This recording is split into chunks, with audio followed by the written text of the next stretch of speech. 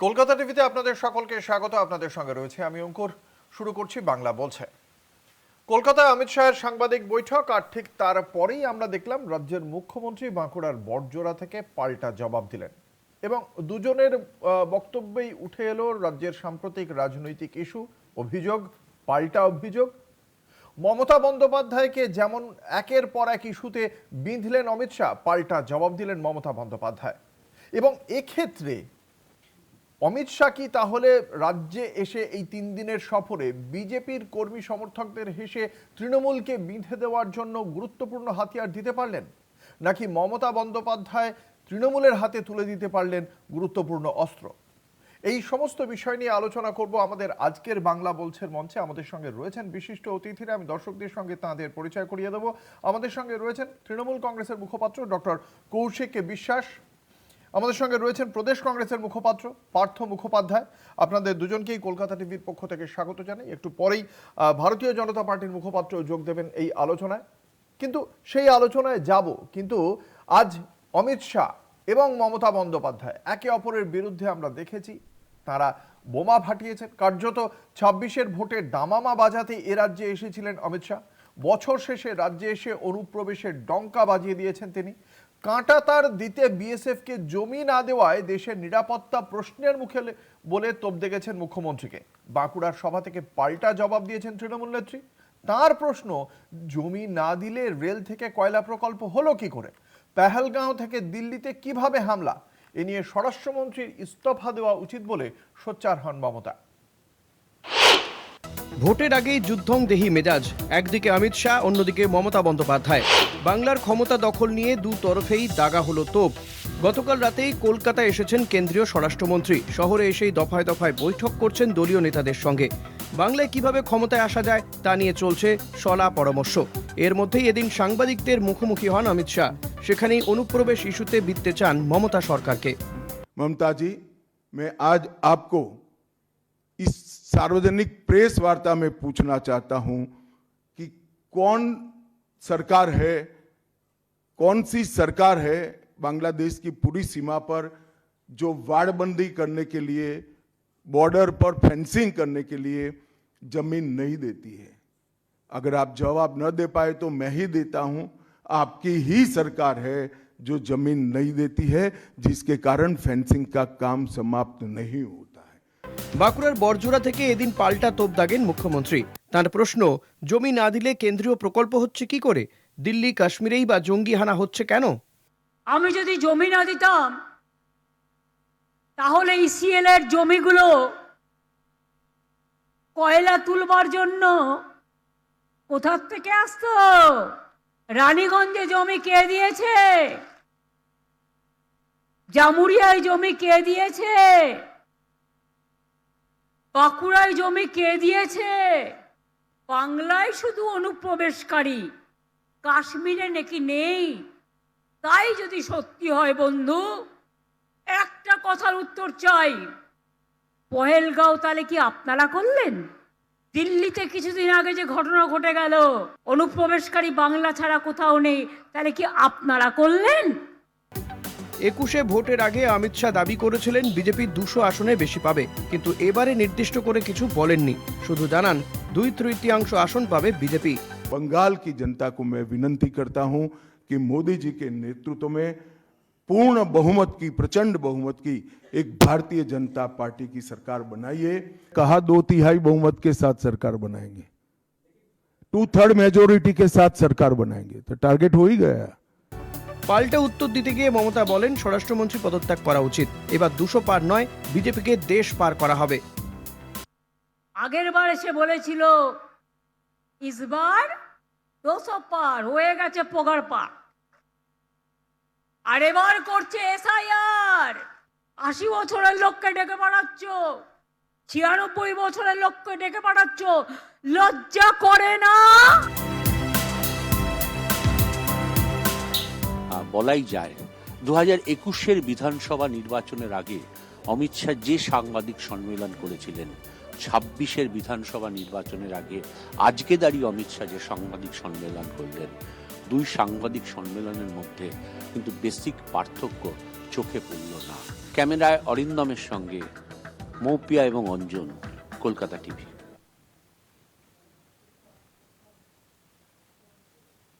কেন্দ্রীয় স্বরাষ্ট্রমন্ত্রী অমিত শাহের বঙ্গ সফরের দ্বিতীয় দিন আজ আরএসএস এর বিভিন্ন সংগঠনের সঙ্গেও একটি বৈঠক করেছেন অমিত শাহ। তার পাশাপাশি তিনি বার্তা দিয়েছেন ঠিক কিভাবে জিততে হবে, সরকার কিভাবে গড়বে ভারতীয় জনতা পার্টি, তার টিপস দিয়েছেন অমিত শাহ এবং একই সঙ্গে খবর নিয়েছেন কোথায় কোথায় সাংগঠনিক ঘাটতি রয়েছে। বিশদে জানবো, আমাদের সঙ্গে রয়েছেন আমাদের বিশেষ প্রতিনিধি অঞ্জন রায়।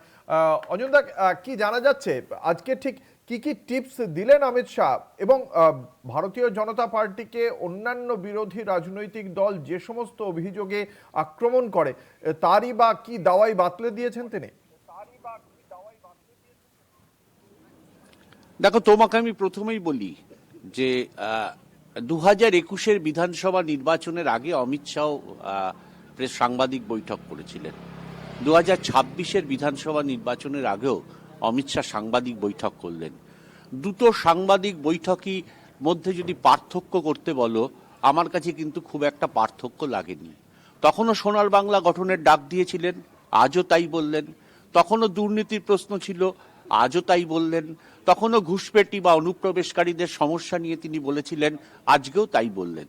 স্বাভাবিকভাবে বলা যেতে পারে যে নতুনত্ব আজকের অমিত শাহ সাংবাদিক বৈঠকে সেভাবে কিছু ছিল না। একটা জিনিস বলতে পারো যে এসআইআর সেই সময় ছিল না 2021-এ, সেই আবহে এইখানে 26-এর নির্বাচনের আগে এসআইআর যখন চলছে তখন অমিত শাহর এই সাংবাদিক বৈঠক হয়েছে। গতবারের স্লোগান ছিল আপকি বার 200 পার, এবারে কিন্তু অমিত শাহর মুখে সেই স্লোগান নেই। তিনি বলছেন যে 180 বা 170 এরকম আসন পেলে, 2/3 আসন পেলেই ক্ষমতায় আসবে বিজেপি। তার মানে বুঝতে পারছো যে সেই জায়গা থেকেও বিজেপি নেমে এসে তার টার্গেটটাকে অনেক নিচুতে নামিয়ে নিয়ে আসছে। ফলে নতুনত্ব কিন্তু আজকের সাংবাদিক বৈঠকে সেভাবে আমরা খুঁজে পেলাম না। হ্যাঁ, ঠিক যে তিনি সংগঠনের বৈঠকে পরবর্তীকালে কোর কমিটি, যারা বিভিন্ন রাজ্য থেকে যে সমস্ত নেতারা জেলায় জেলায় ঘুরে বেড়াচ্ছেন, যে সমস্ত সাধারণ সম্পাদক অর্গানাইজেশন অন্য স্টেটের এখনো জেলায় পড়ে রয়েছেন, তাদেরকে নিয়ে যখন বৈঠকে বসেছিলেন তখন তিনি পরিষ্কার বলে দিয়েছেন যে সরকার আমরা গড়ব। কিভাবে সরকার গড়ব তার ব্যাখ্যায় তিনি যাননি। সরকার আমরা গড়ব এই পরিষ্কার ইঙ্গিত তিনি দিয়েছেন আজকের বৈঠকে। গতকালও যখন রাত্রিবেলায় বিজেপির নেতৃত্বের সঙ্গে বৈঠকে বসেছিলেন তখনও একই তিনি কথা বলেছিলেন। স্বাভাবিকভাবে বিজেপি কর্মীদের মধ্যে প্রশ্ন উঠেছে সরকার গড়ব কিভাবে, যদি আমরা 147টা আসন না পাই, সেক্ষেত্রে কি অন্য কোনো পথ নিয়ে সরকার গড়বে? তারই কি কোনো ইঙ্গিত দিয়ে গেলেন অমিত শাহ? ফলে এই সব নিয়ে কিন্তু দিনভর বিজেপির কর্মী নেতাদের মধ্যে অজস্র প্রশ্ন উঠেছে। স্বাভাবিকভাবেই অমিত শাহ কি বলছেন তা কিন্তু নিঃসন্দেহে বাংলার রাজনীতিতে 26-এর ইলেকশনের আগে গুরুত্বপূর্ণ। সরকার আমরা গড়ব এই কথাটা বলার মধ্য দিয়ে তিনি কিন্তু এক অংশে অনেক কিছু বুঝিয়ে দিয়ে গেলেন। এছাড়া কার্যত 21-এর সঙ্গে বারংবার বাম বা কংগ্রেস তারা বারংবার এই বিজেমূল তত্ত্ব বা মোদি মমতা জোটের কথা বলে আক্রমণ করে বিজেপিকে এবং তৃণমূলকে। সে বিষয়ে কোনো যাতে তার একটা পাল্টা জবাব দিতে পারেন নিচু স্তরের কর্মী সমর্থকরা, সেখানে কি কোনো দাওয়াই দিয়েছেন অমিত শাহ?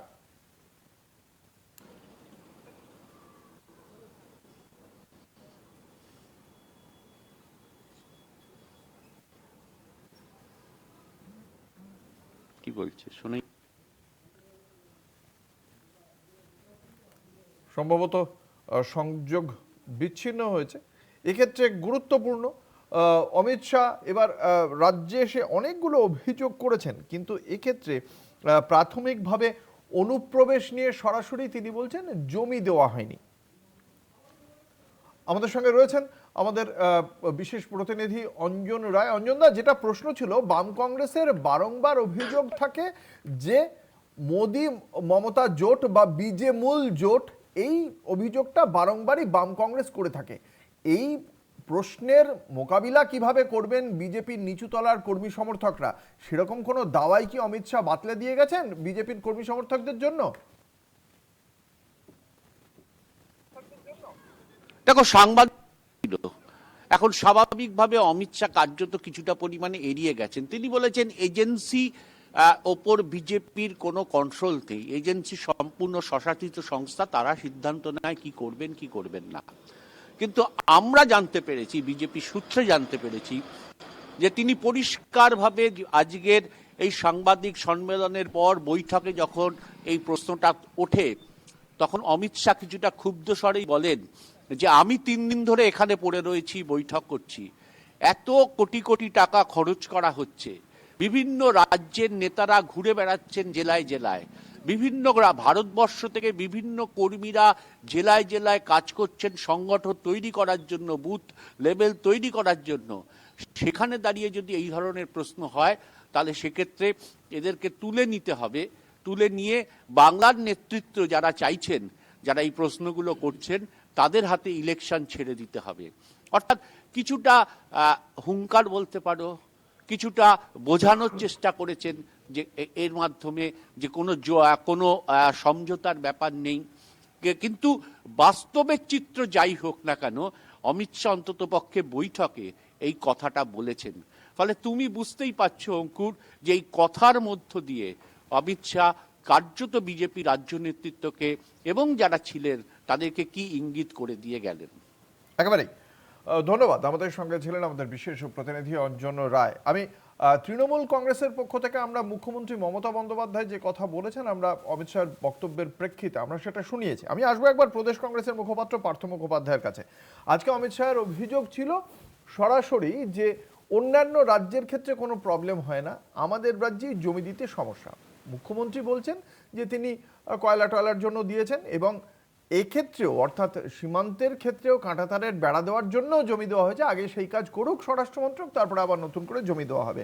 রাজ্যের অবস্থান, সেই অবস্থানটা কি ভুল বলে মনে করেন?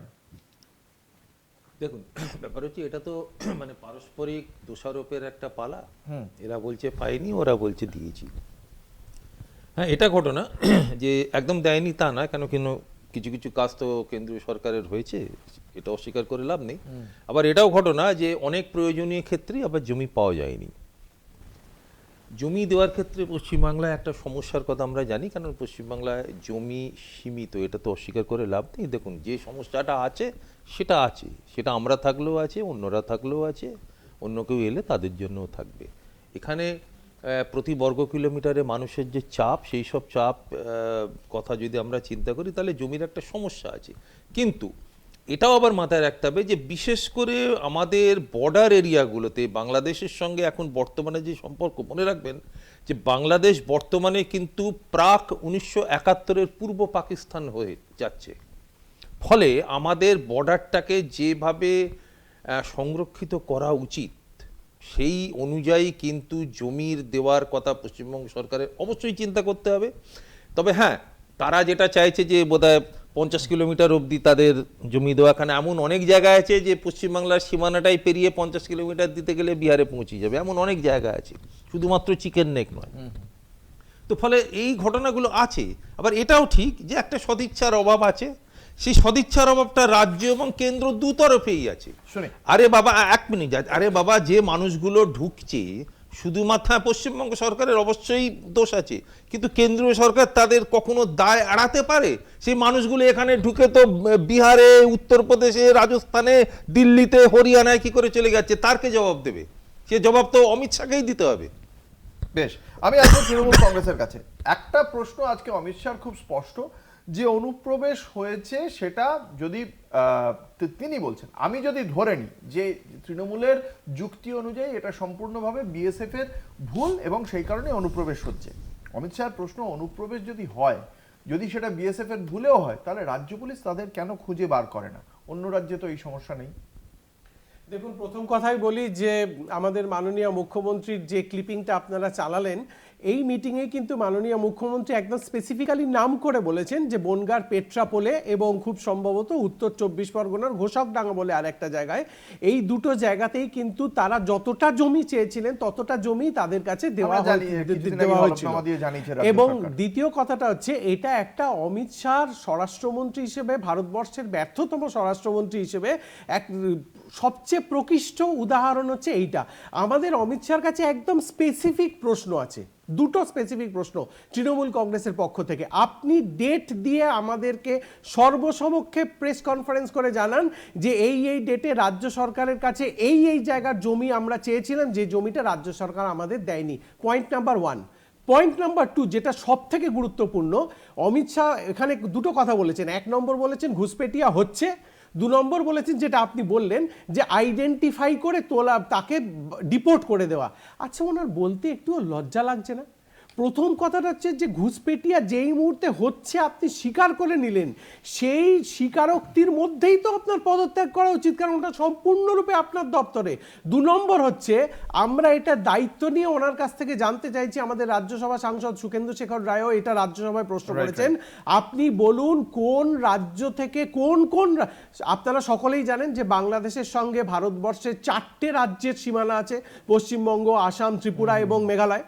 কোন কোন রাজ্য থেকে আপনি গত 11 বছর দেশের স্বরাষ্ট্রমন্ত্রী কতজন বাংলাদেশি অনুপ্রবেশকারীকে চিহ্নিত করে ডিপোর্ট করেছেন? এইটা আপনি বলুন, এইটা আপনি বলুন। আপনি দিতে পারছেন না, ফলে আপনি না ঘুষপেটিয়া আটকাতে পাচ্ছেন, না আপনি কতজনকে চিহ্নিত করে ডিপোর্ট। আর একটা সবচেয়ে বড় উদাহরণ দিচ্ছি আপনাকে, এদের মিথ্যাচারের জলজান্ত প্রমাণ অঙ্কুর, এটা সব টিভি চ্যানেল দেখিয়েছে, সম্ভবত আপনারাও দেখিয়েছেন। এই হাকিমপুর এবং অন্যান্য বর্ডার দিয়ে SIR এর পর নাকি লক্ষ লক্ষ বাংলাদেশি পালাচ্ছে, এটা দেখানো হচ্ছিল। তো এই যে বাংলাদেশিদের আবার ওপারে ফিরে যেতে দেওয়া হচ্ছে, সেটা BSF এবং BDR এর যৌথ সহযোগিতাতেই হচ্ছিল, আইনি পদ্ধতির মাধ্যমে হচ্ছিল। আপনি আজকে 1 মাস কেটে গেছে, দয়া করে নাম্বারটা বলুন যে কোন বর্ডার দিয়ে কতজন বাংলাদেশি আবার বাংলাদেশে ফিরে গেছেন। সেই নাম্বারটাও বলতে পারছেন না, কারণ তাহলে ধরা পড়ে যাবেন যে আপনাদের 1 কোটি বাংলাদেশির কথাটা মিথ্যে ছিল। আসলে আমরা স্বরাষ্ট্রমন্ত্রীকে আজকে একটা ব্যাপারে ধন্যবাদ দিতে চাই, উনি আজকে স্বীকার করে নিয়েছেন যে ওনারা হেরে গেছেন। আপনি অঙ্কুর, আমরা সাইকিয়াট্রি যদি একটুও ডাক্তারিতে পড়ে থাকি, আপনি ওনার আজকের বডি ল্যাঙ্গুয়েজ দেখুন, আর 2021-এর ওনার বডি ল্যাঙ্গুয়েজটা আপনি নিজেই আপনার আর্কাইভ থেকে চালিয়ে দেখুন। উনি 2021-এ বলেছিলেন আপকি বার 200 পার 70, 24-এ বলেছিলেন লোকসভায় 30 পার, মনে করে দেখুন 12, আজকে বলেছেন 2/3 মানে আমি গাড়িতে আস্তে আস্তে হিসেব করছিলাম 196 উনি যখন বলেছেন, তাহলে নিশ্চিত থাকুন ওনারা 45 থেকে 50 ক্রস করবেন না। সেটা আসলে ওনার জন্য আমাদের খুব খারাপ এই কারণে লাগছে, একটা 3rd ডিভিশন ফুটবল খেলার টিমকে নিয়ে ওনারা বিশ্বকাপ জয়ী আর্জেন্টিনা মানে পশ্চিমবঙ্গের তৃণমূল কংগ্রেসের বিরুদ্ধে খেলতে নামছেন, তাহলে তার সর্বাধিনায়কের যা অবস্থা হয় ওনারও আজকে তাই অবস্থা হচ্ছে। আমি একটা ছোট প্রশ্ন প্রদেশ কংগ্রেসের মুখপাত্রের কাছে করতে চাই। যে প্রসঙ্গটা উত্থাপন করলেন সুখেন্দু শেখর রায়, তৃণমূল কংগ্রেসের রাজ্যসভার সাংসদ, তিনি প্রশ্ন করেছিলেন যে এই বাংলাদেশ লাগোয়া সীমান্ত দিয়ে যে কটাই রাজ্য আছে সেখানে গত 11 বছরে কতজন প্রবেশ করেছে, কোন কোন রাজ্যে কত কত অনুপ্রবেশ হয়েছে। তার উত্তরে রাজ্যসভার পক্ষ থেকে প্রথমত কেউ উত্তর দেয়নি, কেন্দ্রের পক্ষ থেকে, সরকারের পক্ষ থেকে। রাজ্যসভার ওয়েবসাইটে লেখা হয়েছে যে এটা একটা গোপন বিষয়, প্রতিবেশী রাষ্ট্র সম্পর্কে এই ধরনের তথ্য আমরা এরমভাবে উল্লেখ করতে পারি না। আপনার কি মনে হয়, মানে এই বিষয়ে এর আগেও আদালতে 2023-এর 7 ডিসেম্বর কেন্দ্রীয় সরকার জানিয়েছিল যে এটা দিয়ে সুনির্দিষ্ট কোনো তথ্য কেন্দ্রীয় সরকারের কাছে নেই। বারংবার দেশের স্বরাষ্ট্রমন্ত্রী এই অনুপ্রবেশ ইস্যুটাকে তিনি তাঁর বক্তব্যে আনছেন, অথচ কি আদালত কি সংসদ কোনো জায়গাতেই এই সংক্রান্ত বিষয়ে সরকারি কোনো সুনির্দিষ্ট তথ্য নেই। এই দুটো অবস্থানকে কিভাবে দেখেন? এই তো অ্যাকচুয়ালি ঘটনা হচ্ছে যে পশ্চিমবাংলার কথা ছাড়েন, আপনি আসামের কথা চিন্তা করুন। আসামে যেখানে এই সমস্যাটা, এই জন্য যেহেতু এটা সামগ্রিকভাবে ভারতীয় জনতা পার্টির ব্যাপার, শুধুমাত্র তো পশ্চিমবাংলা বলে নয়, তাদের সামগ্রিক জাতীয় ক্ষেত্রে তাদের কি কি পরিস্থিতি, আপনি কেন্দ্রীয় সরকারের থেকে আপনি ডাটা নিন। আমি বলছি আসামে 83,000 মানুষ আজ অব্দি ডিপোর্টেড হয়েছে গত 25-30 বছরে, তার মধ্যে মাত্র 1,000-2-এর একটু বেশি বিজেপির আমলে হয়েছে, আর বাকি 81,000 মানুষ কংগ্রেসের আমলে হয়েছে। এবং পশ্চিমবাংলায় আপনি যদি চিন্তা করেন, যেটা ওনারা বারবার বলেন যে 1 থেকে 1.5 কোটি নাকি এখানে মানুষ ঢুকে রয়েছে। আপনি বাংলাদেশের যদি জনবিন্যাসটা আপনি চিন্তা করেন, একটা সময় ছিল 21%, সেখান থেকে আজকে কমে 8 থেকে 9%। অর্থাৎ এই যে প্রায় 1.5 কোটি মানুষ কমেছে, তারা কোথায় গেছে? তারা তো পশ্চিমবাংলায় এসছে। ফলে আজকে যেটা ভারতীয় জনতা পার্টির সবচেয়ে বড় সমস্যা, সেটা হচ্ছে SIR করতে গিয়ে শুধু পশ্চিমবাংলা না, ভারতবর্ষের বিভিন্ন রাজ্যে দেখুন বুঝতে পেরেছি। শহরের মানুষের ওপরে চাপ পড়ছে, দেশের মানুষের ওপরে তাদের নামগুলো বাদ যাচ্ছে। কেন্দ্রীয় সরকারের পক্ষ থেকে আদালত হোক বা সংসদ কোনো জায়গাতেই সুনির্দিষ্ট তথ্য দেওয়া হচ্ছে না। আজকে এই ইস্যুতেই আবার অমিত শাহ যা বলেছেন তার প্রেক্ষিতে অভিষেক বন্দ্যোপাধ্যায় তিনিও আবার পাল্টা তোপ দেখেছেন। রবীন্দ্রনাথের পদবি নিয়ে অমিত শাহ ঠিক কি বলেছেন এবং তার প্রেক্ষিতে অভিষেক বন্দ্যোপাধ্যায় কি বলেছেন আমরা একবার শোনাবো দর্শকদের। यहीं धरती पर नेताजी सुभाष चंद्र बोस, अमर शहीद खुदीराम बोस, वाघा जतीन, रविंद्रनाथ सन्याय, रविंद्रनाथ सन्याय, रविंद्रनाथ सन्याय, रविंद्रनाथ सन्याय। বাংলার ইতিহাস জানে না, রবীন্দ্রনাথ ঠাকুরকে আজকে বলেছে রবীন্দ্রনাথ সান্যাল। রবীন্দ্রনাথ ঠাকুরের জন্মস্থান জানে না। এদের নেতারা মা দুর্গার বংশ পরিচয় নিয়ে প্রশ্ন তোলে, ঈশ্বরচন্দ্র বিদ্যাসাগরের মূর্তি ভাঙে, স্বামী বিবেকানন্দকে বামপন্থী প্রোডাক্ট বলে। তাদেরকেই পাশে বসিয়ে অমিত শাহ প্রেস কনফারেন্স করে বলে সোনার বাংলা তৈরি করব। এই হচ্ছে বিজেপির প্রকৃত স্বরূপ।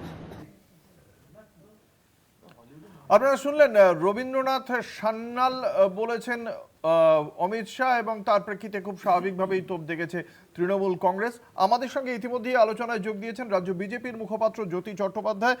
জ্যোতিকে স্বাগত কলকাতা টিভির বাংলা বলছেন মঞ্চে। জ্যোতি, একদিকে যেমন অমিত শাহ সে আবারও তৃণমূল এটা বলার সুযোগ পেয়ে যাচ্ছে যে এই যে পদবি জানে না, এর আগে জন্মস্থান জানতো না, বিভিন্ন সময় বিভিন্ন যে ভুল বাঙালিদের চেনে না কিন্তু তারাই এসে বাংলায় প্রচার করেন, আপনাদের গুরুত্বপূর্ণ নেতৃত্ব দেশের স্বরাষ্ট্রমন্ত্রী, এই একই ভুল বারবার হচ্ছে কেন? না দেখুন, বিষয়টা হচ্ছে যে মানে বাংলার যে অনেক ক্ষেত্রে কি হয়, ধরুন আমরা অনেক ভাষা নাও জানতে পারি, তো সুতরাং অনেক ক্ষেত্রে ভুল হতেই পারে। রবীন্দ্রনাথ ঠাকুর নয়, উনি রবীন্দ্রনাথ ঠাকুর বলতে চাননি, উনি হচ্ছে আপনার যেটা বলতে চেয়েছেন সচিন্দ্রনাথ সান্যালের নাম বলতে চেয়েছিলেন।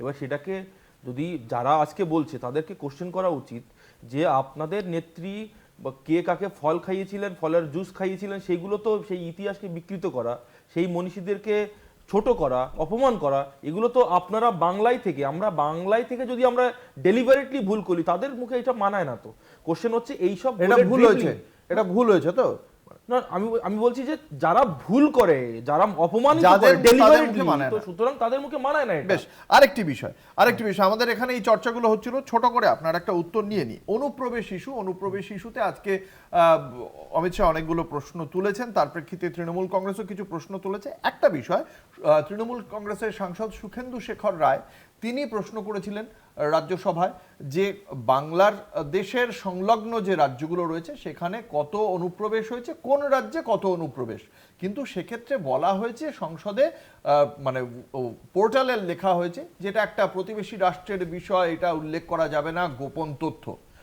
এই গোপন তথ্য সম্পর্কে গত 2023-এর ডিসেম্বরে আদালতে কেন্দ্রীয় সরকার জানিয়েছিল অনুপ্রবেশ ইস্যুতে সুনির্দিষ্ট তথ্য তাদের কাছে নেই, অর্থাৎ আদালতে বা সংসদে কোনো জায়গাতেই হোম মিনিস্ট্রি জানাতে পারছে না কত অনুপ্রবেশ।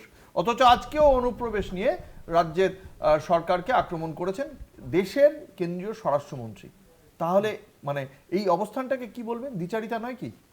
না, ডেফিনেটলি নয়। তার কারণ হচ্ছে যে রাজ্য সরকারের পক্ষ থেকে যে ডেটাগুলো দেওয়া হয়, সে রাজ্য সরকার তো ডেটাগুলো দেয় না। কারণ কেন দেবে? আপনি ভাবুন যে অন্যান্য রাজ্যগুলোতে তো দেয় না, আমি বলছি সেই রাজ্যগুলোতে দিতে পারে। আমি বলছি আপনার ঘটনা হচ্ছে যে পশ্চিমবাংলার মতো রাজ্যে যেখানে আপনার হচ্ছে জমিগুলো দেওয়া হচ্ছে না, 6 বার স্বরাষ্ট্রমন্ত্রী সেক্রেটারি তিনি চিঠি লিখেছেন। না, জমির প্রশ্ন না, গোপন তথ্য কেন? এই তথ্যগুলো গোপন কেন? রাজ্যসভা গোপন কেন? না, গোপন নয়। তারপরের যে লাইনটা ছিল আপনি দেখবেন, পুরো স্টেটমেন্টটা দেখবেন, সেখানে বলা হয়েছিল যে রাজ্য মানে বিশেষ করে পশ্চিমবাংলা থেকে, পশ্চিমবাংলা যেখান থেকে আপনার মানে মেনলি এখান থেকেই তো বিভিন্ন স্টেটে যাচ্ছে, তো সেই জায়গায় মানে কোন জায়গায় কতগুলো লোক ডিটেন হয়েছে, তো তার ভিত্তিতে তো সে আপনার স্বরাষ্ট্রমন্ত্রী বলবে। স্বরাষ্ট্রমন্ত্রী তো আর আপনার এমনি ডেটার ভিত্তিতে বলতে পারে না, ডেটাটা পাবে তো রাজ্য সরকারের কাছে। তাহলে ডেটা ছাড়াই বলে দিচ্ছেন, তার মানে আপনারা যে প্রচুর অনুপ্রবেশ হয়েছে এই 1 কোটি 1.5 কোটিটা আপনারা ডেটা ছাড়া বলছেন। আমি বলছি ডেটা ছাড়া নয়, ঘটনা হচ্ছে যে ডেটা হোক না হোক কোশ্চেন সেটা না, কোশ্চেনটা হচ্ছে আজকে যারা যারা এই প্যানেলে বসে রয়েছে বা তৃণমূল কংগ্রেসের নেতা বা কংগ্রেসের নেতা যারা এসআইআর এর বিরোধিতা করেছিলেন, যারা বারবার করে একদম ভোট চুরি নিয়ে কথা বলেছিলেন, না, বিষয়টা ভোট চুরি নয়, জ্যোতি, আমার খুব সহজ প্রশ্ন। বলেনি ঘটনা হচ্ছে যারা বিরোধিতা করেছিল তারা আজকে উত্তর দিক যে তারা হাকিমপুরে যারা দাঁড়িয়ে ছিল তাদের পক্ষে কথা বলার জন্য বিরোধিতা করেছিল এবং তারা একটু আগে প্রশ্ন তুলেছে তৃণমূল কংগ্রেস, কি আমরা তুলেছে? সেই প্রশ্ন তাদেরকে নিয়ে ফেরত ফিরে আনার আসবো। জন্য তৃণমূল কংগ্রেস বিরতির চেষ্টা সময় করছে হয়েছে, যে হাকিম দর্শকদের কাছে সেই প্রশ্ন নিয়ে ফিরে আসবো, শুনবো এই অবশ্যই এই তরজা। একটা ছোট্ট বিরতি, সঙ্গে থাকুন। ফিরে এলাম বিরতির পর। আপনারা দেখছেন বাংলা বলছে, আপনাদের সঙ্গে রয়েছে আমি অঙ্কুর। বিজেপির যখন তাস অনুপ্রবেশ, তখন তৃণমূলের তাস মতুয়া। এসআইআর করে মতুয়াদের ভোটের অধিকার কাড়ার চেষ্টা হচ্ছে বলে অভিযোগ করেছেন মমতা বন্দ্যোপাধ্যায়। যদিও অমিত শাহ জানিয়েছেন কেউ মতুয়াদের অধিকার কেড়ে নিতে পারবে না। শাহী আশ্বাসে কতটা চিঁড়ে ভিজবে তা ভবিষ্যতই বলবে। তবে মুখ্যমন্ত্রীর অভিযোগ, এআই দিয়ে বাংলায় ভোটার লিস্ট থেকে নাম বাদ দেওয়ার ষড়যন্ত্র চলছে। এজন্য স্বরাষ্ট্রমন্ত্রীর পদত্যাগ দাবি করেছেন তিনি।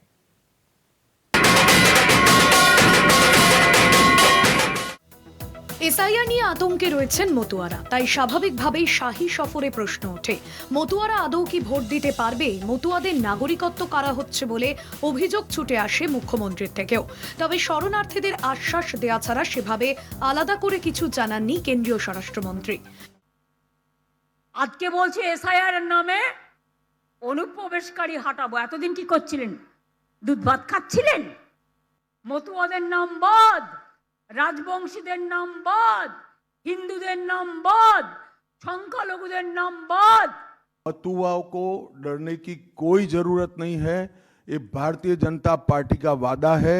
जो शरणार्थी बंगाल में आए हैं वो भारत के नागरिक है, इनका कोई नुकसान नहीं कर सकता, ममता बनर्जी भी नहीं कर सकती।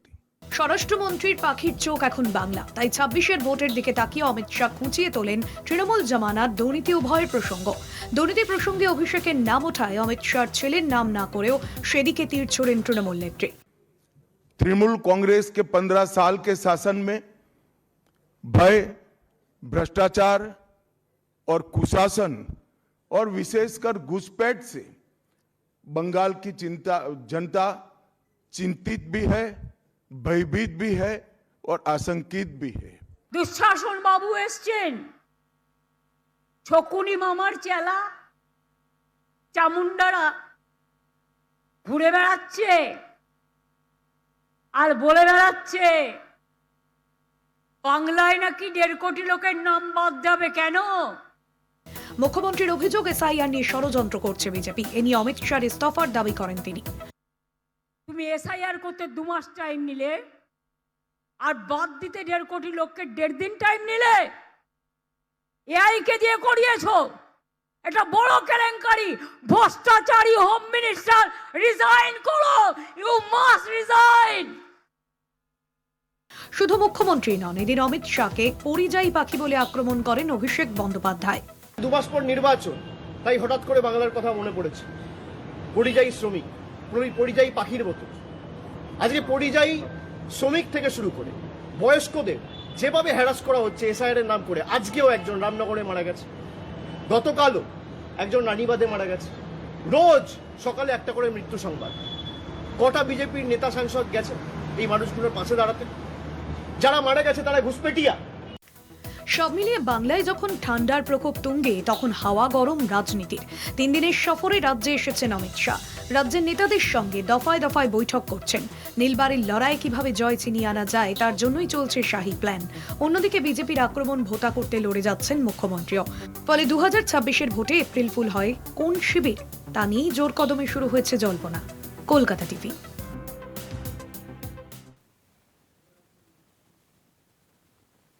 আসবো রাজ্য বিজেপি মুখপাত্র জ্যোতি চট্টোপাধ্যায়ের কাছে। প্রথমত হাকিমপুরের প্রশ্ন, তৃণমূল কংগ্রেসের প্রশ্ন ছিল আজ অবধি হাকিমপুর দিয়ে ওইখান থেকে মোট কতজন এপার থেকে ওপারে গিয়েছেন সেই সংক্রান্ত কোনো তথ্য কেন্দ্রীয় সরকার দেয়নি। 2, মতুয়াদের সম্পর্কে সুপ্রিম কোর্ট খুব স্পষ্টভাবে বলেছে আগে নাগরিকত্ব পরে ভোটার। ফলে আমি মেনে নিলাম অমিত শাহ বলছেন সকলে শরণার্থী, সকলেই নাগরিকত্ব পাবেন, কিন্তু এই ভোটে তাদের ভোট দেওয়ার সম্ভাবনা খুব কম। তার কারণ আমরা যা দেখেছি সিএ এর মাধ্যমে একজনকে মানে নাগরিক হতে মিনিমাম প্রায় 6 মাস সময় লেগে যায়, আর ভোটের কিন্তু আর 6 মাস বাকি নেই। জ্যোতি চট্টোপাধ্যায়। না, প্রথমত মতুয়াদের জন্য টেনশন করার কোনো কারণ নেই। তার কারণ হচ্ছে সিএ এর মাধ্যমে আপনার অনেকের ভেরিফিকেশন হয়ে গেছে, আপনার ভোটের আগে অর্থাৎ 14ই ফেব্রুয়ারির আগে সার্টিফিকেট ইস্যু হবে এবং পরিষ্কারভাবে আমাদের ইন্টারনালি এক্সটার্নালি দু তরফ থেকে বলে দেওয়া হয়েছে যে তারা নাগরিকত্ব পাবেন, সার্টিফিকেট পাবেন। আর সার্টিফিকেট পেলে তারা ভোটার লিস্টের নাম থাকবে। এবং আমাদের মন্ত্রী কেন বলছেন 1 লক্ষ ভোট আত্মত্যাগ করার কথা? কে বলছে? শান্তনু ঠাকুর।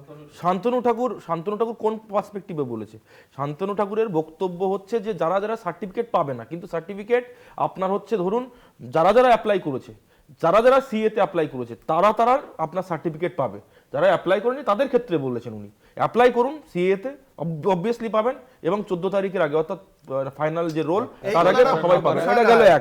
দুই হচ্ছে হয়ে গেল আমি তার মানে নাগরিক নই, যাদের ভোটে আপনি না ঘটনা হচ্ছে প্রথমে অ্যাপ্লাই করাটা মানেই তো আমি নাগরিক নই। তো তার মানে আপনি তাহলে তাদেরকে কি বলতে চাইছেন? তারা অ্যাপ্লাই করবে না? তারা কেন অ্যাপ্লাই করবে না? যারা অ্যাপ্লাই করছে তার মানে আপনি বলতে চাইছেন যে তারা অ্যাপ্লাই না করুক, তার মানে তারা অ্যাপ্লাই না করুক। বক্তব্য বলেছিলেন না এক সেকেন্ড দাদা, আমি বলছি এই নিয়ে ডিবেট করতে হলে, সিএ নিয়ে যদি আপনি ডিবেট করতে হয়, সিএ এর 6B প্যারাগ্রাফ 3 আপনার 5B প্যারাগ্রাফ 3 এটা নিয়ে একটা লং ডিবেট রয়েছে, বিকজ এটা সিটিজেনশিপ অ্যামেন্ডমেন্ট অ্যাক্টের ন্যাশনালাইজেশনের মধ্যে পড়ে। এবং এখানে সবথেকে বড় জিনিস হচ্ছে পৃথিবীর কোনো দেশ এরকম ভাবে ছাড় দেয়নি যে ডকুমেন্ট বানানো সত্ত্বেও, আপনার যা ডকুমেন্ট বানানো সত্ত্বেও সেটাকে মান্যতা দিয়ে আপনার 31শে ডিসেম্বর 2014 সালের আগে যারা এসেছে এক্সক্লুসিভলি তাদেরকে নাগরিকত্ব দানের ব্যবস্থা হবে। এটা কিন্তু তৃণমূল কংগ্রেসের বিরোধিতা করেছে, অর্থাৎ বাঙালি হিন্দু বিরোধী হচ্ছে তৃণমূল কংগ্রেস। এইবারে আমি বলি অঙ্কুর, আমাকে একটুখানি সময় দিতে হবে, আমি অনেকক্ষণ শুনছিলাম সমস্ত বক্তাদের কথা। আপনাদের একটা অন্য প্রসঙ্গে খুব যেটা আজকে দিদি বললেন আর কি, যে অমিত শাহ মাস্ট রিজাইন, সেটা হচ্ছে একটা ছোট্ট ঐতিহাসিক ঘটনা আপনাদের বলি, শুনলে ভালো লাগবে আপনাদের। ওপেনহাইমার যখন আমেরিকার সভাপতি তদানীন্তন প্রেসিডেন্ট ফ্র্যাঙ্কলিন ডি রুজভেল্টের সঙ্গে দেখা করতে গেলেন, ওপেনহাইমারের তৈরি নিউক্লিয়ার বম্ব যখন হিরোশিমা নাগাসাকিতে মারা হলো, আরে হিরোশিমা নাগাসাকি বাংলা আসুন না, বাংলা আসুন না, কোথায় নাগাসাকি চলে যাচ্ছে? আরে বাংলা উত্তর দিন না। আরে শুনুন না, ভালো বাংলা বাচ্চারা বাংলা ধ্বংস করছে হিরোশিমা নাগাসাকি। হিরোশিমা নাগাসাকি গিয়ে কি হবে? ওপেনহাইমার তখন বললেন যে there is blood in my hand. এটা মমতা ব্যানার্জির হাতে আছে। বলেছিলেন no, the blood is not in your hand, blood is in my hand because I took the political decision. ঠিক সেইভাবে বলছি তো, শুনুন না ভাই, জ্যোতিষ মানে একটু জ্যোতিষ জ্ঞানেশ কুমারের হাতে যতটা না রক্ত, তার থেকে অনেক বেশি রক্ত ওই অমিত শাহর হাতে, যাদের অঙ্গুলি হেলনে জ্ঞানেশ কুমার এই কাজটা করছে, যার জন্য আমাদের মুখ্যমন্ত্রী বলেছেন Amit Shah you must resign. দুটো স্পেসিফিক প্রশ্ন করছি, আপনি 2 মাস ধরে এসআইআর করলেন, 58 লক্ষ নাম বাদ গেল, সেই এসআইআর এর লিস্ট 16 ঘন্টার মধ্যে 1,56,00,000 কি করে বাদ যেতে পারে? 1,56,00,000 লজিক্যাল ডিসক্রিপেন্সি বললেন, কিন্তু তাদের নাম বলছেন না কেন? এবং এই মতুয়ারি নিয়ে বলছেন, আচ্ছা স্ট্যাটিস্টিক্স দিয়ে শুনুন, 1,56,00,000 লজিক্যাল ডিসক্রিপেন্সি আছে, এখান থেকে 1,54 থেকে কমে এসেছে। হ্যাঁ শুনুন, হ্যাঁ তাই তো বলছি, প্রথমে আপনারা বলেছেন 1,56,00,000 লজিক্যাল ডিসক্রিপেন্সি, কোন সমস্যা হবে না, এই কথা প্রথমে বলা হয়েছিল, পরে আবার তাদেরকেই ডাকা হচ্ছে। বাদ দেওয়া হচ্ছে কি? বাদ দেওয়া হচ্ছে কি? আপনি তো বলেন বাদ দেওয়া হচ্ছে, এই মিসগাইড গুলো কেন করছেন? ভোটারদের ভিতরে ভয় কেন ঢোকাচ্ছেন? আজকে মারা যাচ্ছে ভোটার, আপনাদের হাতে রক্ত লেগে আছে, আপনাদের হাতে রক্ত লেগে আছে। কংগ্রেসের গায়ে যাব, পার্থ মুখোপাধ্যায় মতুয়াদের আপনারা সিএর বিরুদ্ধে করেছেন, সিএর বিরুদ্ধে পার্থ মুখার্জির কাছে আমার আজকে সিএর বিরোধিতা করেছেন আপনারা। আসছি পার্থ মুখোপাধ্যায়ের কাছে আমার প্রশ্ন, আজকে মমতা বন্দ্যোপাধ্যায়ের বক্তব্য যে এই যে কমিশন বলেছে বিএলএরা শুনানির সময় থাকতে পারবে না, মমতা বন্দ্যোপাধ্যায়ের বক্তব্য যে সব শুধু তৃণমূল নয়, সব রাজনৈতিক দলের প্রতিনিধিরা থাকুন, বিএলএরা থাকুন, I have no problem with that. এখানে আপনার কি মনে হয় মমতা বন্দ্যোপাধ্যায়ের এই যে বিএলএদের শুনানিতে রাখার যে দাবি, এই দাবিটা কতটা যৌক্তিক, নাকি এর পেছনে কোন রকম ষড়যন্ত্র বা ভোটের কারচুপি করার ধান্দা রয়েছে বলে আপনি মনে করেন? দেখুন, ব্যাপারটা হচ্ছে যে এটা তো ভোট গোনা হচ্ছে না, নাগরিকদের ডেকে তাদের যে প্রশ্ন উত্তর হচ্ছে সেই এবং সেই পর্বটা পুরোটা ছবি তুলে রাখার কথা, যেটা আমরা জানি। আমি জানি না পরবর্তীকালে আবার জ্ঞানেশ কুমার বলবেন কি না যে ওখানে অনেক মহিলা এসেছিল, সেই জন্য তাদের ছবিগুলো আর মানে আপনারা দেখতে চাইবেন না বা আমরা তুলে রাখিনি, মানে এরকম একটা অদ্ভুত যুক্তি আমরা শুনেছিলাম। তো ভোট তো গোনা হচ্ছে না এখানে, যে বাইরের লোক কেন আসবে। যে কাজটা হচ্ছে সেই কাজটার আগের মুহূর্তে কাজ পর্যন্ত বিএলএরা বিএলওদের সঙ্গে ছিল, ফলে এই পদ্ধতিটার মধ্যে যদি থাকে তাতে আপত্তিটা কোথায় হতে পারে? বিজেপির কি যত মানুষ তার সঙ্গে জুড়বে তত তো ভালো। জ্যোতি, না প্রথমত হচ্ছে নির্বাচন কমিশনের ব্যাপার।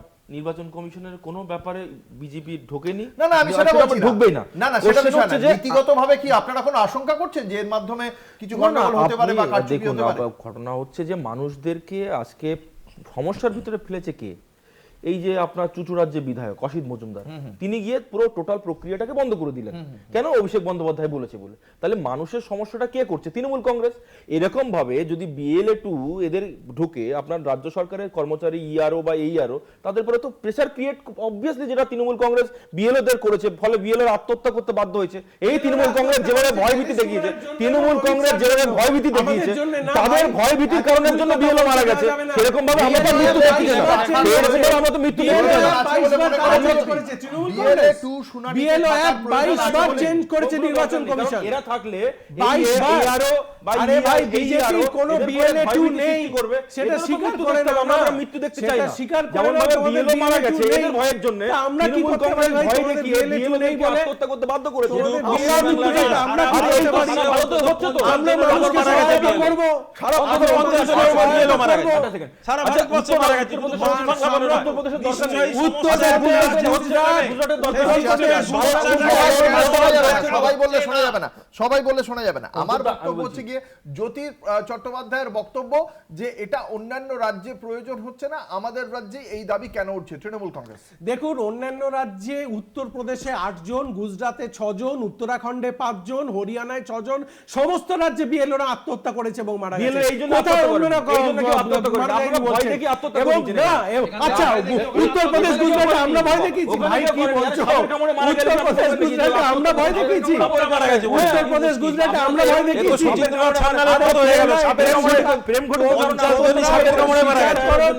কোন সংগঠন নেই ভাই, BLA2 মৃত্যু হয়েছে, এদের সকলেরই কি সাপের কামড়ে মৃত্যু? না সাপের কামড়ে না, কেউ যদি প্রেম ঘটিত কারণে সবাই 50 জন, সেটা হচ্ছে আমরা অন্য কোন রাজ্যে অন্য কোন রাজ্যে FIR এর জন্য আত্মহত্যা করেনি। এই রাজ্যে ভুল, একেবারে ভুল, সম্পূর্ণ ভুল কথা বলছেন। উত্তরপ্রদেশে 8, গুজরাটে 6, আমি উত্তরাখণ্ডে 5 করলেন, হরিয়ানায় 5, আমরা ইনভেস্টিগেশন করলাম, দেখলাম অন্য রাজ্যে বিজেপি শাসিত রাজ্যে 23 জন। কি বলছেন? না আমি একটা অন্য ব্যাপারে বলছি, সেটা হচ্ছে যে এই যে মতুয়াদের নাগরিকত্ব নিয়ে প্রশ্ন তুলছে 2014 31 ডিসেম্বর, তো তারা যদি নাগরিকত্ব আইন 1955 সালে তারা করত, তারা 2026-এ এমনি সরাসরি তারা নাগরিকত্ব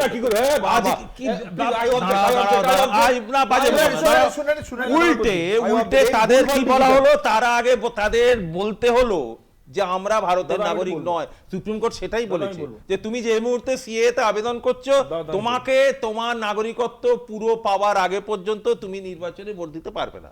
দাদা আমি বলি, ঘটনা হচ্ছে 1971 সালে সিপি গোয়েল তৎপদানীন্তন আপনার হোম সেক্রেটারি একটা নোটিফিকেশন জারি করেছিল, বলেছিল যে ইন্দিরা মুজিব চুক্তির পরে 1971 সালের 25শে মার্চের পর থেকে যারা যারা আসছে বাংলাদেশ থেকে তারা আর নাগরিক নয়, তারা এখানকার নাগরিকত্ব পাবে না। কে করেছে? বিশ্বাসঘাতক কংগ্রেস করেছে। আমাদের সরকার, বিজেপি সরকার সেই এক্সেমশনটাকে দিয়েছে। সেই এক্সেমশন দিয়ে হিন্দু, বৌদ্ধ, খ্রিস্টান 6টা কমিউনিটি, 3টে দেশ থেকে আসা শরণার্থীদেরকে নাগরিকত্ব দানের ব্যবস্থা করেছে। কংগ্রেস হিন্দু শরণার্থীদের সঙ্গে বেইমানি করেছে, বিশ্বাসঘাতকতা করেছে, আর বিজেপি তাদেরকে ব্যবস্থা করেছে।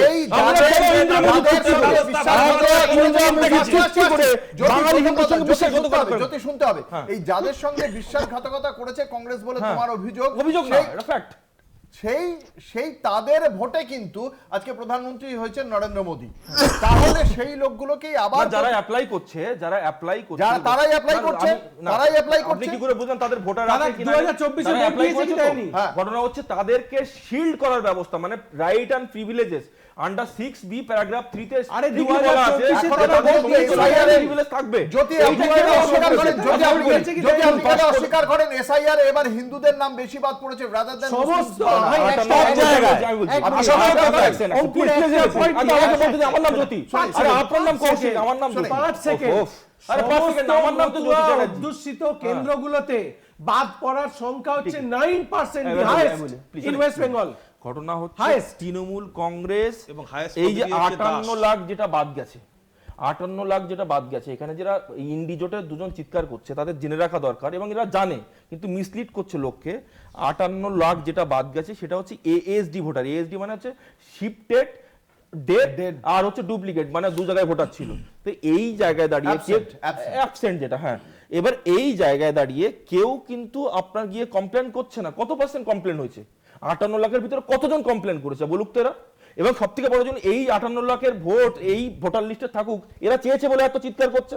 তার মানে এরা এই থেকে সুবিধা পেয়েছে, এতদিন ধরে সুবিধা পেয়েছে, এতদিন ধরে চর্চা মেরেছে, এই ভোটের জোরে তৃণমূল কংগ্রেস ক্ষমতায়, এই ভোটের জোরে তৃণমূল কংগ্রেস ক্ষমতায়। যদি আমি একটা কথা বলি, আপনারা কি প্রবলেম? আজকে আমি আমি তোমাকে এমন যে 100 বিষয়গুলো আজকে লোকের আলোচনায় নামের উঠেছিল লিস্ট দিতে পারি যারা জীবিত, যাদের দেখানো হয়েছে মৃত, লিস্ট চাও। না, তারা তো claims and objections এই আলোচনাটা আজকে তো অনেকগুলো ইস্যুতে বক্তব্য রেখেছেন অমিত শাহ। আমি প্রত্যেকটা ইস্যুই ছুঁয়ে যাওয়ার চেষ্টা করছি। তার মধ্যে আজকে একটা অন্যতম ইস্যু ছিল দুর্নীতি। অমিত শাহর ইস্যু ছিল যে দুর্নীতির প্রেক্ষিতে তিনি বলেছেন যে রাজ্যের এতজন মন্ত্রী এতদিন ধরে জেলে ছিলেন, রাজ্যে কোনো দুর্নীতি নেই। আমার প্রশ্ন জ্যোতি চট্টোপাধ্যায়ের কাছে যে এই যে এতজন মন্ত্রী এতদিন ধরে জেলে ছিল, 2022 থেকে 3 বছর ধরে জেলে ছিলেন পার্থ চট্টোপাধ্যায়, কিন্তু তিনি জেলে পৌঁছলেও তার বিরুদ্ধে তাকে দোষী সাব্যস্ত করার জন্য প্রয়োজনীয় তথ্য প্রমাণ খুঁজে পেল না কেন্দ্রীয় না, এটা ভুল বললেন আপনি।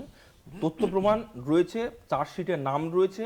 আপনি জানেন একটা প্রক্রিয়া থাকে চার্জ গঠন থেকে শুরু করে চার্জশিট পর্যন্ত, এবং bail is the rule, jail is the exception. আমি বলি যাবে প্লিজ, আপনি দেখবেন 26,000 যে চাকরি চলে গেল যোগ্য শিক্ষকের, সেখানে 143 নম্বর প্যারাগ্রাফ আপনি খুলে দেখুন, আপনি প্লিজ খুলে দেখুন। 143 নম্বর প্যারাগ্রাফে স্টেট গভর্নমেন্ট নিজে স্বীকার করেছে, জাজ তার 143 নম্বর প্যারাগ্রাফে বারবার বলেছে যে রাজ্য সরকার স্বীকার করেছে দুর্নীতি হয়েছে, এবং তাদের দুর্নীতির কারণে আজকে যোগ্য শিক্ষক, যারা যারা যোগ্য শিক্ষক তারাও রাস্তায়, আর যারা বঞ্চিত তারাও চাকরি, তারাও রাস্তায়। এই এর জন্য দায়ী তৃণমূল কংগ্রেস। যদি ওই ব্যক্তিকে 3 বছর ধরে জেলে রাখা হয়, তাহলে সেই ব্যক্তিকে দোষী সাব্যস্ত করার মতো সুনির্দিষ্ট একদম প্রমাণ আছে তো, দোষী সাব্যস্ত হবে। প্রমাণ থাকলে কি, যদি প্রমাণ থাকতো তাহলে কি শুধুমাত্র বেল তাকে পাবে না? জামিন দিত? আরে পৃথিবীতে জামিনটা রুল তো, এক্সেপশনটা জেল। আমার কুলদীপ সিং আরে সেনগার বেল পেয়ে গেল তো আর পার্থ আমি একটা চট্টোপাধ্যায়। এক্সাম্পল দিচ্ছি আপনাকে, কি মুশকিল? এক্সাম্পল দিচ্ছি আপনাকে। ধরুন লালু প্রসাদ যাদব, যে লালু প্রসাদ প্রমাণিত যাদব খুনি, প্লিজ, সে বেল পেয়ে গেল। আরে আপনাদের ধর্ষক। না, লালু প্রসাদ যাদব কথা শুনতে হবে তো, শোনার ধৈর্য রাখতে হবে তো। লালু প্রসাদ যাদব বেলে ছিল, পরবর্তীকালে কনভিকশন হয়েছে। তার মানে এরকম কোনো ভাবার কারণ নেই যে জেলে রয়েছে মানে তার মানে হচ্ছে জেলে ঢুকবে না, জেলে ঢুকবে। আজ অবধি কাকুর কণ্ঠস্বরের সঙ্গে যার কণ্ঠস্বর মেলানোর কথা মেলায়নি কেন্দ্রীয় মিলে এজেন্সি। না, ঘটনা হচ্ছে আপনি আরো একবার ভুল বললেন। ঘটনা হচ্ছে এই যে ন্যারেটিভটা ক্রিয়েট করছে না, প্রমাণ করতে পারছে না। আমি যখন বলছি যে তারা বাইরে রয়েছে শুধুমাত্র কোর্টের ডিসক্রিপশনারে, কেন?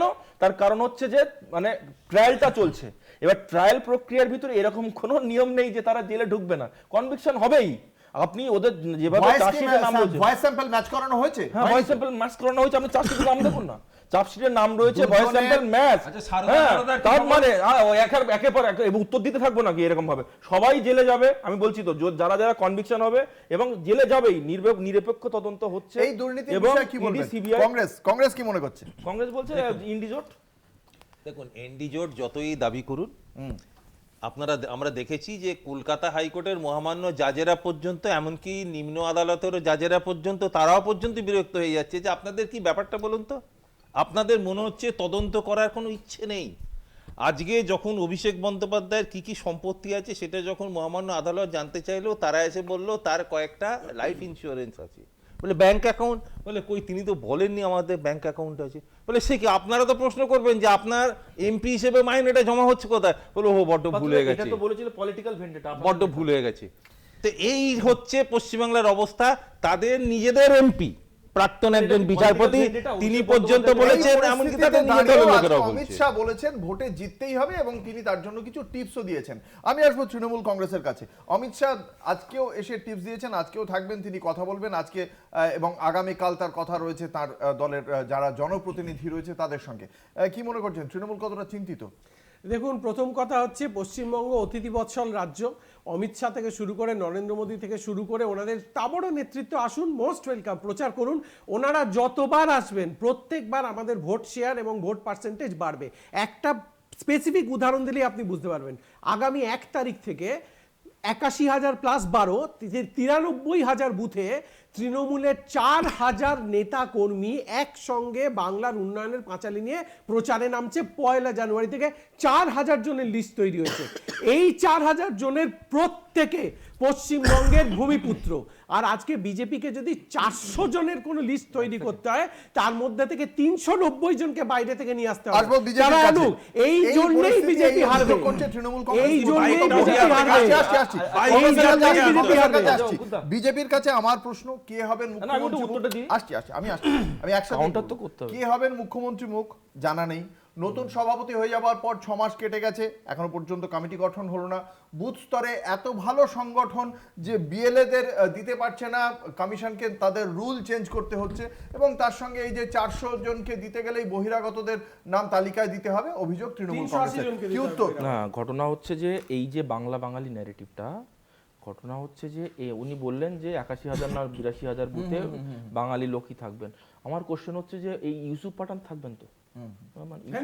প্লিজ, ইউসুফ পাঠানের বাড়িটা তো বাংলায়, এই কালীঘাটের পাশে ওনার বাঙালি এবং খুব ভালো বাংলায় কথা বলেন, রবীন্দ্রসঙ্গীতও বলেন এবং আবার চিৎকার করছে, আপনি বলার সময় বলেন, আপনি বলার সময় বলেনি, শুনতে হবে তো।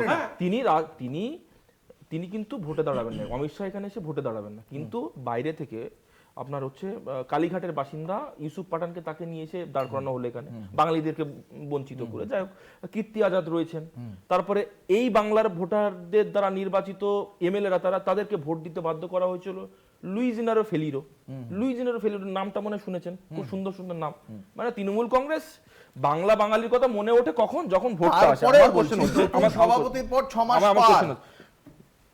আমি উত্তরটা হচ্ছে আমাদের, আপনি দেখুন না, 3 থেকে 77, 3 ছিল 2016-তে, আমাদের 77। আমি বলছি তো সেই আমরা যখন 3 থেকে 77 হয়েছি, আপনার 10 থেকে যখন আমরা 39 হয়েছি, 39 থেকে 45 হবে এবং এখানে এই রাজ্যে ভারতীয় জনতা পার্টি সরকার এই জন্য গঠন করা দরকার। বাংলাটাকে বাঁচানো দরকার, বাংলা সংস্কৃতিকে বাঁচানো দরকার। আজকে যারা বাংলাকে পশ্চিমবাংলাদেশ বানাতে চাইছে, বাংলাদেশ বানাতে চাইছে, যারা এখানে জঙ্গিদেরকে জায়গা দিয়েছে, তাদের বিরুদ্ধে আমাদের লড়াই। এখানে দাঁড়িয়ে আজকে ভারতীয় জনতা পার্টির বিরুদ্ধে কংগ্রেসের বারংবার অভিযোগ তারা আমাদের রাজ্যে বা গোটা দেশেই বিভাজনের রাজনীতি করছে। কংগ্রেস এই ক্ষেত্রে দাঁড়িয়ে আগামী বিধানসভা নির্বাচনে ভারতীয় জনতা পার্টির অবস্থান থেকে তাদের কি সিদ্ধান্ত হতে চলেছে? আগামী দিনে প্রথমত এককভাবে লড়া বা তৃণমূল কংগ্রেসের সঙ্গে লড়া, সেটা এই টেবিলে বসে আপনার পক্ষে বলা সম্ভব নয়, কিন্তু আমি সেই প্রশ্ন করছি না। আমার প্রশ্ন হচ্ছে গিয়ে যে এই অবস্থায় দাঁড়িয়ে কংগ্রেস কি মনে করে, বা তাদের সীমিত ক্ষমতা হতেই পারে, ভারতীয় জনতা পার্টির ক্ষমতা সম্পর্কে তাদের এই মুহূর্তে দাঁড়িয়ে কি মূল্যায়ন? আমাদের মূল্যায়ন হচ্ছে যে ভারতীয় জনতা পার্টির একদম যে জনসমর্থন নেই তা নয়, তাহলে কিন্তু রাজনৈতিকভাবে খুব ভুল করা হবে যদি মনে করা হয়। কিন্তু সেই সমর্থনটা এমন পর্যায়ে বিরোধী ভোটটা যে সেটা যে ক্ষমতায় আসবার মতো সবচেয়ে বড় কথা যে তারা এই কিছুদিন আগেও আমরা দেখেছি বন্দে মাতরম নিয়ে যখন আলোচনা হলো, তখন বলা হলো যে রবীন্দ্রনাথ এবং নেতাজি এই দুজন নাকি ভারত ভাগের বীজ বপন করেছিল ওই গানটাকে করে। কে বলেছে এটা? আপনাদের নরেন্দা বলেছেন। কি বলেছে? নরেন্দা বলেছে 1937 সালে। নরেন্দাটাকে? নরেন্দাটাকে? আরে নরেন্দা মানে আমাদের বঙ্কিমদার নরেন্দা, এত কাছের লোক। ওই রবার্ট ভাড্রা ওই তো না, তাহলে তো রবার্ট দা হবে। রবার্ট দা কথা হচ্ছে যে রবার্ট ভদ্র এখানে এলো কোত্থেকে? বঙ্কিমদার কাছের লোক হচ্ছে নরেন্দা, আমি সেই নরেন্দার কথা বলছি। বেশ, আমরা দেখলাম যে এক্ষেত্রে একটা বিষয় পরিষ্কার যে আজকে অমিত শাহ এসেছেন 3 দিনের সফরে এবং তিনি আগামীকালও বিজেপির জনপ্রতিনিধিদের সঙ্গে বৈঠক করবেন, আরো বেশ কিছু কর্মসূচি রয়েছে তার।